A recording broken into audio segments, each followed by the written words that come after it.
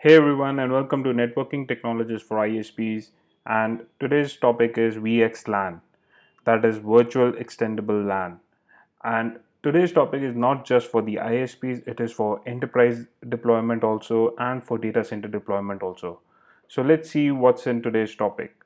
So first we'll see what is VxLAN, what is overlay and underlay networks, what is the basic jargon that we use in VxLAN. Then we're going to do a little bit of comparison between VxLAN and existing L2 and L3 technologies. And in the end, I'll show you a configuration that I did of GNS3 using MikroTik CHR so that you can make your own lab or you can make your own setup and test this thing out. So let's get into it. So the first question is, what is VxLAN? A VxLAN is virtual extensible LAN. As I just told you, it is something similar to VLAN, but VxLAN can operate on layer 2 and layer 3 networks.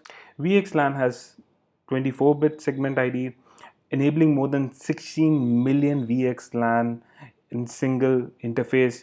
This is a very scalable solution looking at modern data center type of deployments or ISP deployment where you need more than 4000 odd VLANs. Yes, there is a requirement because virtualization has become a norm now. So with virtualization where each device can carry more than one server or one system, VxLAN is needed to scale the network. So VxLAN is a part of an overlay network, one of the technologies that we use in overlay network, and the packet control is orchestrated by software instead of hardware, where VLANs or your routing protocols which work on basically hardware, the VxLAN or overlay network technologies work mostly by software. We'll understand what is overlay and underlay technologies in a bit. So while we are at VxLAN, let's understand some of the jargon that is surrounding it. So the first is VNI or VNID. Some distributors, that is the manufacturers, use VNID, and some distributors, the manufacturers, use VNI. So both are same. They both mean that is VxLAN network identifier, something like VLAN ID. So we use a VLAN ID to configure our layer 2 networks. VxLAN ID is similar to that. Then the second jargon that you will come across most frequently is VTEP. VTEP is VxLAN tunnel endpoint. So VxLAN basically operates on layer 3 network or layer 2 network. So there are endpoints that get configured and the tunnel is formed between the two endpoints. So encapsulation and de-encapsulation happens on these endpoints. And the last is VxLAN flood and learn. So VxLAN uses multicast traffic to learn VTEPs in each of the VNIs. So each of the tunnel endpoints, the information is circulated around of each of the network identifier through multicast traffic, and this is done through VxLAN flooding and learning. So each of the VTEP flood their particular multicast group, and they make each other learn what they are operating, which VNI they are working on. So in the previous slides, I've been talking about underlays and overlay network. What does this really mean and what is the difference between the two? The underlay network is basically the physical network that is responsible for delivery of a network.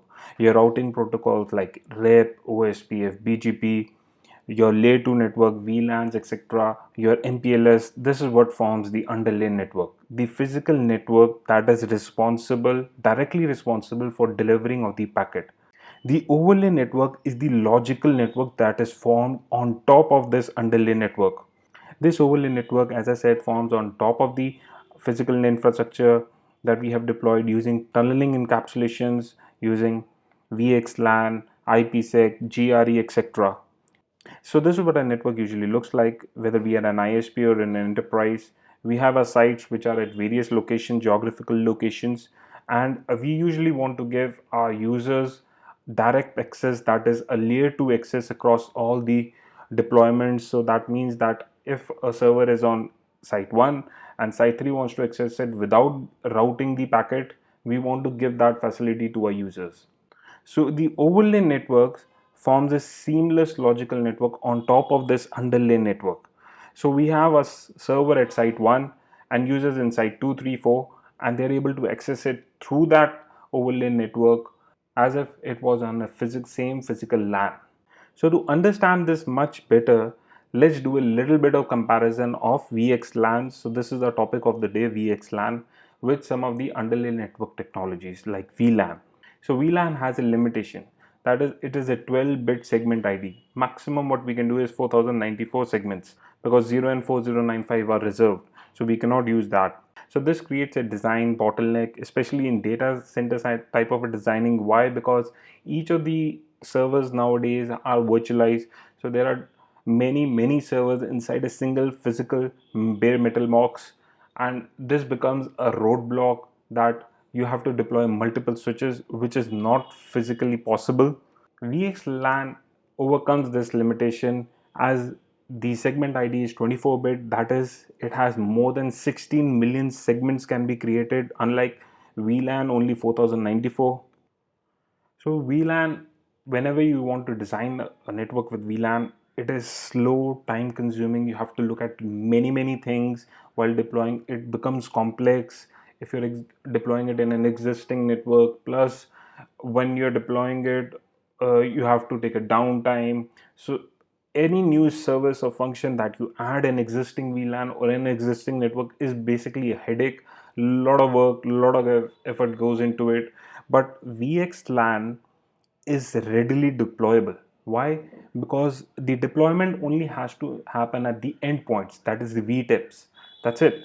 Only the VTIPs have to be configured for a new service or a new function to be deployed, and it can be done rapidly on the fly.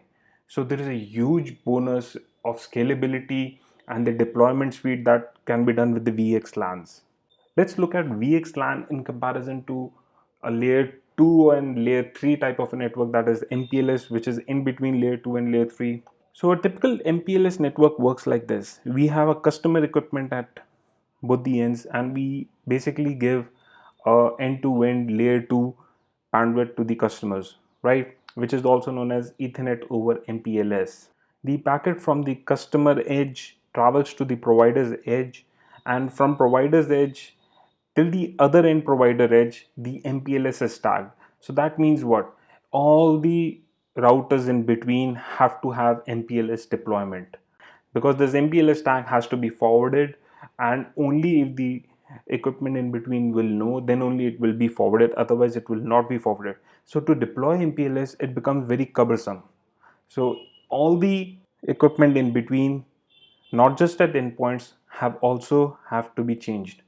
Note that MPLS and VxLAN both need specific hardwares and specific software licenses also for some manufacturers, not for all manufacturers, but for some manufacturers. So when we compare it to a VxLAN type of a deployment, the customer edge still connects to the provider's edge, but the provider edge is the only edge that they need to change. They don't have to change anything in between. What has been deployed in between can be continued to be deployed, but yes, there might be some changes need to be done, because this is a multicast traffic traveling, so you need to enable some services and do some configuration of multicasting.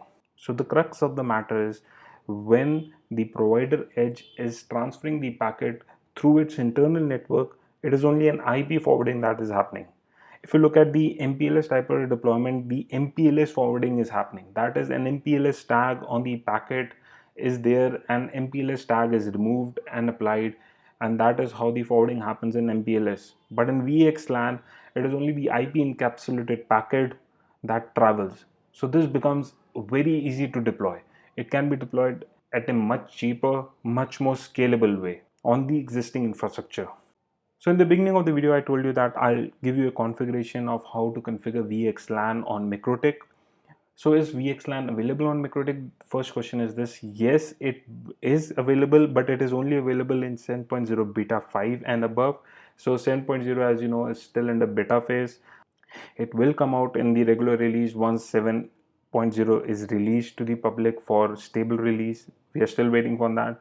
Currently, there is no documentation available against VxLAN. You need to approach support, and the support will provide you documentation which is very limited, and mostly will require trial and error from your side. If you want to do some configuration, I'll give you a snippet of the configuration that I had done at my end in GNS3, which will help you in moving along and testing this technology, so that when it releases you can actually deploy it at your end. So it will be very helpful for you. You'll be already up to speed in how to configure it and how to deploy it and all. So let's come to the practical thing. So I'll not go into the detail of the configuration. So I'm leaving the GNS3 project and this network diagram along with all the configuration. If you want to copy on my GitHub, I'll link this GitHub down below in the description, so you can go there, and if you want to test it out, whether it is on GNS3 or EVE-NG or any other virtualization that you want to do, you can try it out and you can feel how this deployment can actually take place in your network. So let's switch to GNS3 and see how this is done. So this is the network that I have done. I've got three sites: site 1, site 2 and site 3. All three are connected through a switch, and all three are running a multicast traffic on 239.0.0.1, and all three are also connected via OSPF. So they are distributing their routes through OSPF, so that becomes my underlay network, and on top of that my VxLAN is running. So I'll just switch to site 1 router first, and I'll just show you the configuration that I've done there. So this is the configuration that I have done on site 1 router. The site 1 router has a bridge, which is bridge for VxLAN interface, and this is basically bridging the physical Ether 2 interface, which is connected to PC1, and the VNI that I have created. So the VNI that I have created is this. So the group, as I told you, is 239.0.0.1, which is the multicast address on top of Ether 1. So this is the VTIP that I have created, which is basically forwarding the packets through multicast address 239.0.0.1. It's running through Ether 1. So Ether 1 is the main source that we are going to be advertising it through, and it's running on port 8572. A thing to note here is VxLAN works on UDP.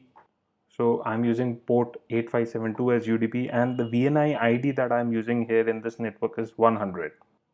So my VTIPs are that I'm using this interface, that is the VxLAN interface that I have created, with remote IP being the IP address of site 2 and site 3. So these are loopback IP addresses, which I'm advertising them through OSPF. If you'll see here, this is the OSPF that I have created to advertise the IPs. So what is happening is all the traffic that is going is through Ether 2, then to VNI.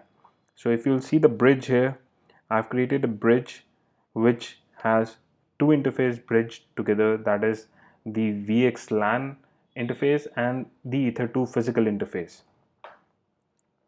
So the PCs here are with IP address 10.255.0.0/24 series. So PC1 is 0.1, PC2 is 0.2, and PC3 is 10.255.0.3. So if you see ping 10.255.0.2, it's pinging, and you can even torch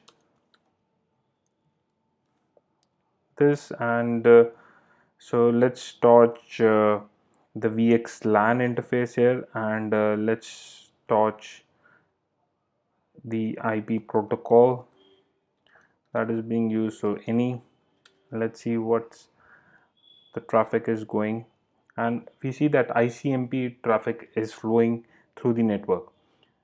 So this is a snippet of the configuration. The complete configuration is available on my GitHub. I'll just open the GitHub and show you. So this is my GitHub.